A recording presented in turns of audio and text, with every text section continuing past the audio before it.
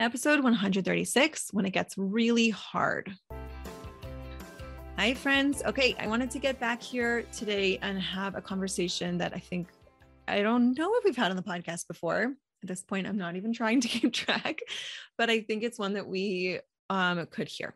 So especially with, I think right now, a lot of people feeling like, okay, we sort of had this like fantasy, we were moving out of COVID and now it's just really not going away. And I don't know about you guys, but winter over here has just been insane in terms of just the flus and the colds and the everything, let alone COVID.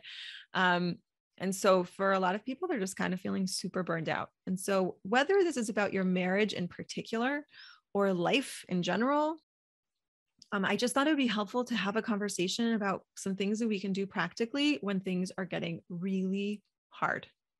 Okay. And this isn't even going to be so much thought work and coaching. It's really just going to try and get practical. And the reason I want to say that is that one of the things that I teach in all of my programs is something called baseline self-care. Okay. So it's a concept that I made up, and it's differentiating, which I think is really critical. I'm sure there's I think one of the early podcasts actually talks about this, but there's a big difference between when we talk about self-care and when we talk about, again, what I call baseline self-care. So baseline self-care is what gets me to functioning.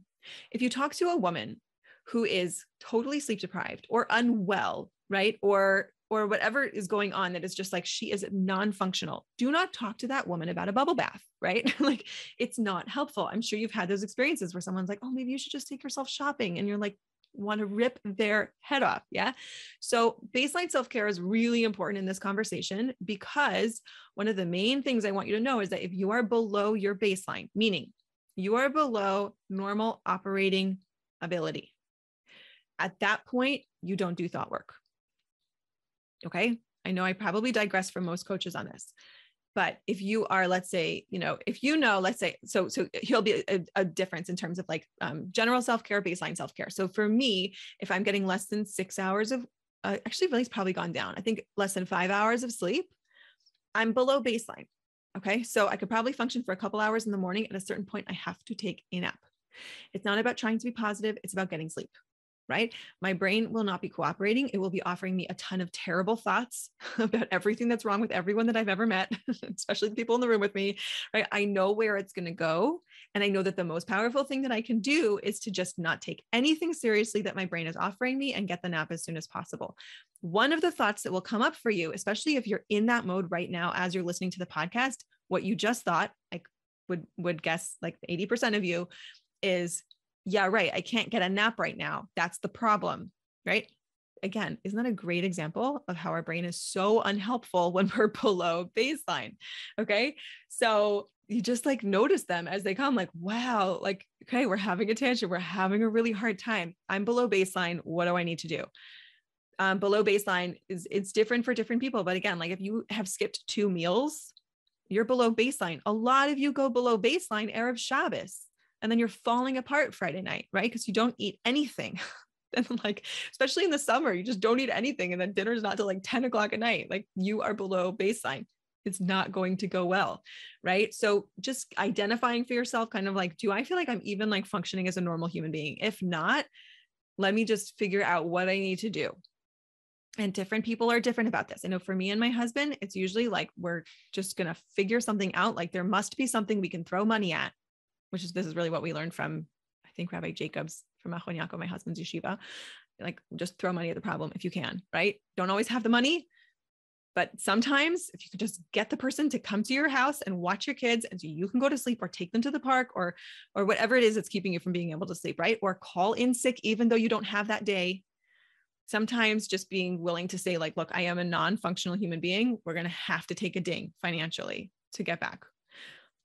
Look, ideally, we're not in that place for a long time, right? Like if that's coming up for you a lot, then I want to just encourage you to try and like zoom out, talk to a mentor, get a coach, come into How to Glow, talk to me, find a way. If you're constantly going below baseline and there isn't something that like is very clear that you're specifically working on, like a medical diagnosis, and you are working with your doctors and you're moving through it, then I would really, really encourage you to try and zoom out, get a third party that's going to be super helpful to you and see if you can solve for what's causing that to be happening in your life. Okay. Because we can do better than that. Like we really, really can most of the time. Again, this is following after the last episode in which I talked about sometimes your husband's just totally offline. So that might be a reason that you're below baseline, right? So again, is there some kind of thing you can get support from your community? Is there something that you're willing to add to your budget? Do you have a parent maybe who'd be willing to do anything for you, right? So everyone's got different things. And I know it's hard to hear the suggestions that don't work for you. I'm the same way. I know like, oh no, my parents wouldn't help with that or whatever. Like that's not my situation, but it's like, it triggers us, but just kind of like staying open to like, is there anything else? Is there anything else? So again, if things are really hard right now, check in if you're below baseline. And if you're below baseline, I don't want you coaching yourself. I don't want you trying to be positive. I want you to just notice the thoughts and not take them seriously. Just take all of it lightly. Okay. It's almost like if you have a kid who's sick and they're just complaining about everything and you're like, oh, poor thing. Like nothing that they're saying is real exactly. It's just that they're so sick, that they're so cranky, right? It's like, we do the same thing because we're also human beings, right?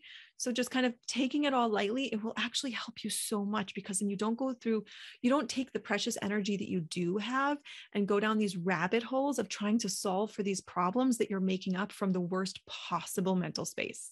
Okay. When we get past baseline, now we can even have a conversation, right? So below baseline, try to fix for baseline. Do whatever you can and don't take your thoughts seriously. Once you've gone above baseline, so again, another piece that I teach in terms of self-care is the self-care quadrant. Okay. Self-care is something that we tend to get really cliche about. And I think that's understandable because most of us just don't even know what we enjoy. Rabbi Aryeh Niven gave an example or gave a suggestion that I really loved where he suggested looking at what you loved to do. I think he said when you were 7, right? Like, what did you enjoy when you were 7? It's such a great place to start. Now, it might not be everywhere that you go, right? But it might give you a good place to start. If you had, if your kid was going to pick up a hobby that you wanted to get involved with, if you have kids or, your imaginary kids that they'll be there one day, right? Would there be one that would be kind of exciting for you to have them be involved with because maybe you could get involved too. Okay. Wait, that was just a total tangent. Sorry, guys. I'm trying to talk about the self-care quadrant and I just went off. I was trying to say that we get very cliche because we just like totally lose touch with the things that we enjoy because we're so busy with the things we have to do. And then when we finally get a moment, we just veg out, right? And everyone's got their own version of vegging out, but like we generally just sort of like we stop doing instead of finding things that we can do that are fueling, that are exciting for us. So the way that we work through it and how to glow is the self-care quadrant in which we actually break out for ourselves 4 different elements of self-care. So there's mental and emotional. And of course, I put these 2 together because your mental state dictates your emotional state. Social, spiritual, and physical. And physical can do with your body and it can also do with your surroundings.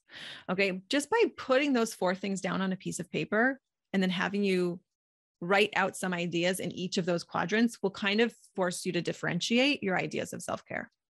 So I like this exercise when things are getting really hard because often we go to the few cliche things that might be good for us for self-care and we immediately dismiss them because we know that we can't do them. And also the reason we're dismissing them really is because they're cliches. So they're not really the things that help us. So we know that with the energy we'd be putting in, we wouldn't really get that much of a return. But if you just put on a piece of paper, those 4 pieces of the self-care quadrant, and then just brainstorm 3 ideas in each, you'll probably have a little bit more of a toolbox that you can call upon. So I know for me, for example, drawing is one of the things that I love to do. I love to draw. I was in AP art when I was in high school. I was actually considering art school and ended up going into drama school instead. So when I'm, with my kids and we're hanging out, sometimes I'm like, oh my gosh, wait, I could totally just take out a pen and draw something right now, like while we're all hanging out. All right. And for me, that's great self-care because it's something that I really enjoy doing. And that's one that I can do when I'm literally like, I think I just did this with my daughter when we were waiting for the doctor, right? So you'll find things in there that don't require a huge investment of time or money. right? That don't require you to get out to the class or to draw the bath or to whatever the thing is, or to spend a lot of money, right? Because you just spent some time differentiating a little bit. Another piece I want to bring up with when things are getting really hard is to address your nervous system. Okay. So the nervous system, just think about that fight or flight, which now it's like fight, flight, freeze, fawn. There's a lot of things we could do. But you know that feeling when you've got a ton of adrenaline. So let's say you just had to have a really difficult conversation with a boss, or you had to do a presentation and it's hard for you to speak in public, or you had an argument with somebody on social media, or whatever the thing is, right? When you feel that kind of, or with your husband, right? You feel that adrenaline response of like, your body is like, I think we need to fight or run for our life, right? Even though obviously we know that we're not physically in mortal danger, our body doesn't necessarily get that message. And so we have that huge adrenaline response. Okay. When that's happening, I also want you to deal with it differently. When that's happening, I want you to take care of your nervous system separately than necessarily doing thought work or coaching. I want you to just start paying attention. Where is my nervous system right now? When things are really hard, we can sometimes go into like fight or flight mode all the time because we start to feel like everything's at risk. Nothing's working. This is really, really bad, right? And it can just put us in a very oversensitive kind of like a lot of upheaval in our nervous system, which takes a toll. It really takes a toll. So I can give you I think what the best thing for me to do, I'm just going to tell you, if you just Google ideas for calming your nervous system, you will get some great ideas. And again, these are not necessarily things that require a huge investment of time or money, right? So very deep breathing, the way that they have you do in yoga, like breathe in for 5 seconds, hold your breath at the top, breathe out for 8 seconds, hold your breath at the bottom. You can change the numbers exactly if you want to. That alone has been scientifically proven to help calm the nervous system. You can do that pretty much wherever you are, as long as you're not like, I couldn't start doing that right now because I'm speaking, but most of my day, I could add in a couple breaths like that, and I'm taking care of my nervous system. Okay. There are other things, but really, if you Google it, you'll get lots of ideas. And I just want to encourage you to kind of like pay attention to that, right? Like, am I in a place where I just feel like I'm very wired? I'm running on a lot of adrenaline. I'm feeling very on edge. It could be that your nervous system needs to be calmed. Another resource I'll offer you is the podcast with Chava Naidich, which I think I just recommended a couple of weeks ago. I call her the self-regulation guru. And she talks a lot about self-regulation, which isn't exactly the same, but it really falls pretty much under the same category practically for most of us.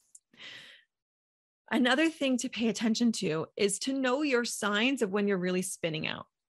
Okay. If you know your signs ahead of time, or even if you stop now and sort of just like write them down, you'll know we all have our things that we go to when we're just not quite at our best, whether that's because of what's going on in our head or because of just being below baseline self-care.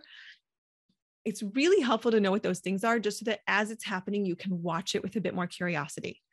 So what are the types of things that people do when they're really spinning out? So seeing everything as negative, doom scrolling on social media, getting into like really spirally conversations that are not productive and just going nowhere, either on the phone, in person, on WhatsApp, eating differently. Usually that means eating a lot more processed foods, more sugars, more carbs for most people. Have your eating habits changed dramatically? Staying up too late, not going to bed, not keeping your regular schedule, sleeping in too late. For some people, it's shopping, spending way more than they meant to spend. Just trying to get out of the house, avoiding your kids, withdrawing from your husband. I'm just giving you some ideas of very typical things that I see a lot in coaching. When you know your signs, then what will happen is that you're not going to necessarily stop yourself from, let's say, going to the pantry to get your box of cookies. But as it's happening, you're watching it and you're going, oh, this is happening because I'm feeling super overwhelmed. Interesting. And that is 100 times more powerful than just doing it with zero self-awareness. When there's no self-awareness, there's nothing to do. There is no coaching you can do. There is no progress you can make, right? When we're running on autopilot, there's nothing. There's nothing to work with, right? But when you've just gotten that one step of going, oh, wait a second, there's me back in the pantry. Interesting. There's me back at Target. What's happening here? What's going on for me emotionally? Even if I can't solve it in the moment, I'm now light years ahead of where I was before. And finally, I want to leave you with the same exact tool that I left you with last week, which is powerful questions. When it's getting really hard, I want you to start asking yourself things like, what would have the highest impact? What would help the most right now? Learning to process your feelings, which we've discussed a bit on the podcast, we talk a lot about inside How to Glow, is another really, really big place of just allowing, like when these feelings come up, our brains want to say like, this is an emergency. We immediately need to take care of this. We need to go react and get rid of this emotion as soon as possible. When we learn to kind of make friends with our feelings and process our feelings, then we don't have to run from them. They don't drive our behavior. And we're able to kind of let them like move on, like not just take over our entire day. Right. So that's another tool that if you know that tool, if you're inside the program, or if you've learned it with me personally, right, that's another one that I would throw you here. But really, for the rest of you, what would have the highest impact? What would make the biggest difference to me right now? What can I give myself? Because right now things seem pretty hard. Okay. All right. Hopefully we'll come back with like something a little bit more positive, because I just had two kind of like heavy ones in a row, but I know that's how a lot of people are feeling. I would love to have you join us inside How to Glow. If you are kind of on the fence, just want to let you know that at the end of every month, for the last 3 days of the month, we open up registration. So you have to be on my email list to get a reminder. I'll send out a quick email that just says, hey, doors are open, just so you know. That's it. And then if you're on my email list, you'll know that's your chance to sign up. You'll have a couple days to do so. Then doors close again for the next month. Okay. So you get access the second that you're signed up, you get access to my first year married online course, which you should take at any age. I've had people married well over 20 years take that course and love it. My time management course, my foundations of coaching course, it's all in there ready for you as soon as you get in, or you can just pop on a call with us and get started. Send in your questions and start getting coached, because for a lot of you, that might be the thing that has the highest impact when things are getting really hard. And I'm sending you my support, my love, and I'll see you back here next week. Okay, bye-bye.